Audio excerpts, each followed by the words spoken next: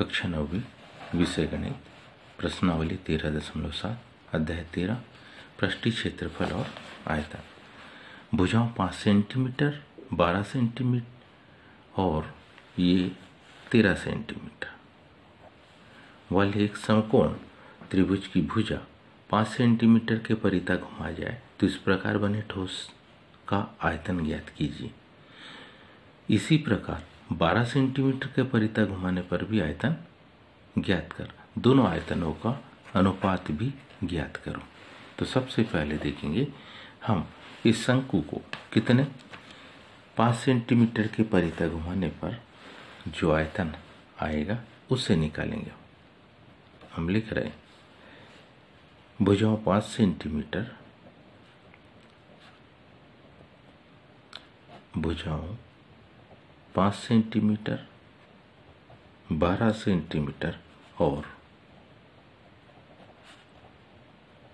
13 centimetre वाले क्या है हमारे पास समकोण त्रिभुज वाला एक समकोण त्रिभुज ABC।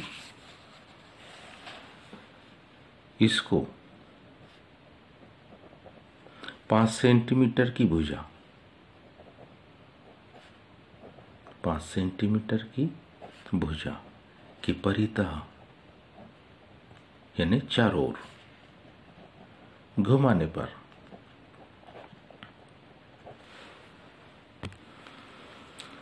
पर बना ठोस, इस प्रकार से जो ठोस बनता है वह क्या होगा लंबवर्ती शंकु।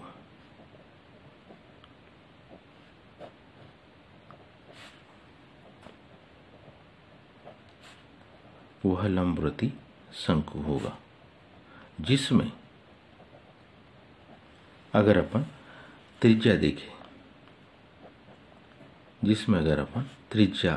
R देखें तो वो होगी 12 सेंटीमीटर, जिसमें त्रिज्या R की माप होगी 12 सेंटीमीटर एवं ऊंचाई h एवं इस प्रकार बने शंकु की अगर अपन ऊंचाई h देखें तो वो होगी 5 सेंटीमीटर। अब इस शंकु का हम आयतन निकालेंगे। शंकु का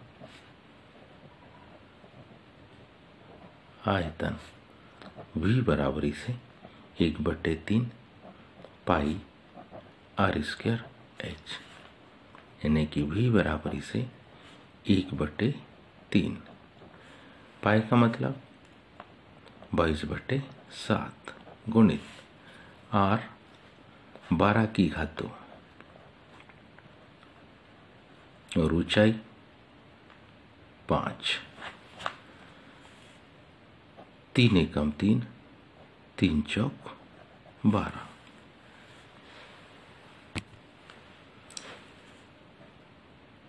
पाँच चौके 20, 20 का 12 हम गुणा करेंगे 12 दूनी 24। तो माप हमारे पास आएगी क्या V बराबरी से 240 गुणित 22/7, यानी कि V बराबरी से 22 का गुणा करेंगे 22 शून्य 0, 22 चौक 88 के 8 हासिल के 8, 22 दूनी 44, 44 और 8 ये माप आ गई 52, 5280/7। और इसी को हम समीकरण नंबर 1 कह दें, लेकिन इसको आगे अगर हल करते तो दशमलव बार में V बराबरी से क्या आएगा मान देखिए। यहाँ पर इसको हल करने पर उत्तर आता है 754.29 घन सेंटीमीटर। आगे लिखा इसी में इसी शंकु को अभी अपन ने समकोण त्रिभुज की भुजा के परितः इसको घुमाया था 5 सेंटीमीटर। इसी प्रकार बने शंकु को 12 सेंटीमीटर के यदि परितः घुमाए तो पुनः ध्यान से देखिए क्या लिखे भुजाओं कितनी 5 सेंटीमीटर, दूसरी भुजा है 12 सेंटीमीटर और 13 सेंटीमीटर वाले कौन सा त्रिभुज? समकोण त्रिभुज।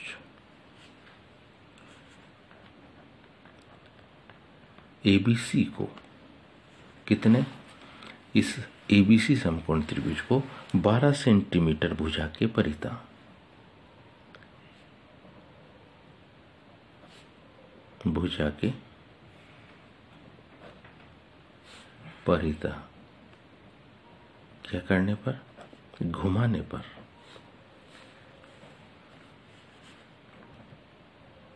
बने किसका? लंबवृत्ति। इस प्रकार से जब घुमाएंगे तो इसको घुमाने पर क्या बनेगा? लंबवृत्ति शंकु बनता है। लंबवृत्ति क्या? शंकु की त्रिज्या। इस प्रकार बने शंकु की क्या? त्रिज्या। क्योंकि 12 सेंटीमीटर के सापेक्ष घुमा रहे इसलिए इस प्रकार बने शंकु की त्रिज्या r बराबरी से कितनी? 5 सेंटीमीटर। क्योंकि 12 सेंटीमीटर के सापेक्ष जब घुमाएंगे तो इस प्रकार से बने शंकु की ऊंचाई h 12 सेंटीमीटर होती है। तो कहने का मतलब है कि हमारे पास ऊंचाई h बराबरी से 12 सेंटीमीटर, अर्थात इस प्रकार बने शंकु का आयतन, इस प्रकार बने शंकु का आयतन v बराबरी से क्या? 1/3 पाई r स्क्वायर h।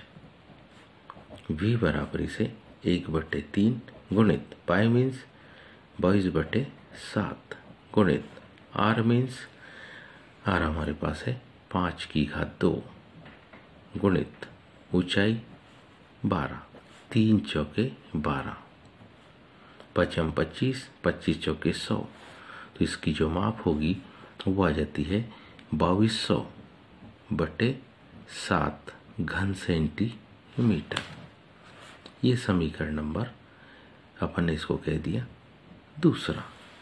इसको जब दशमलव में आएंगे हल करेंगे तो इसी की माप हो जाएगी v बराबरी से 2200 में जब हम 7 का भाग देते तो भाग जाता 314.29 घन सेंटीमीटर।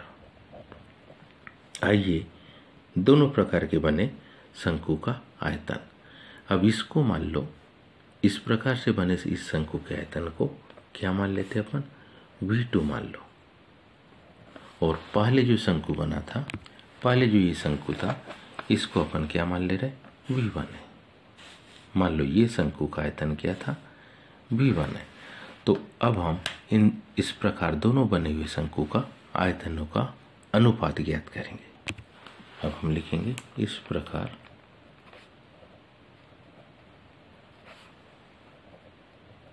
बने दोनों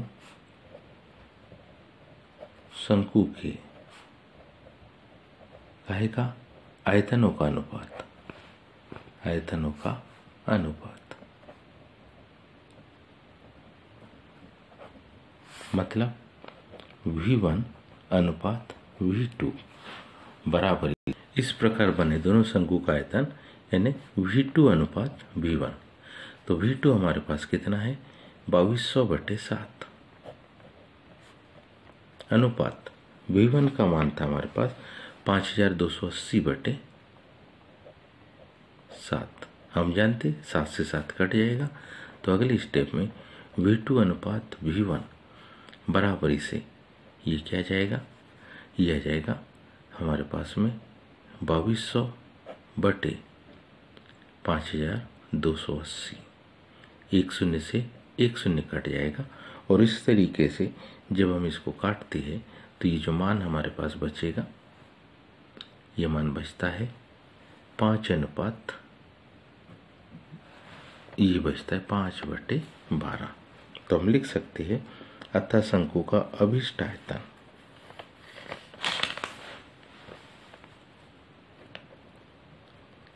अतः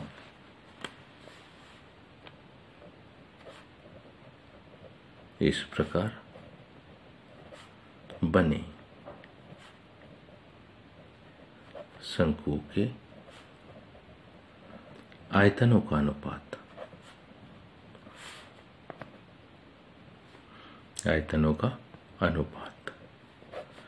V2 अनुपात V1 बराबरी से 5:12। उम्मीद है आप सबको ये समझ में आया होगा। आज के लिए इतना, शेष कल। धन्यवाद।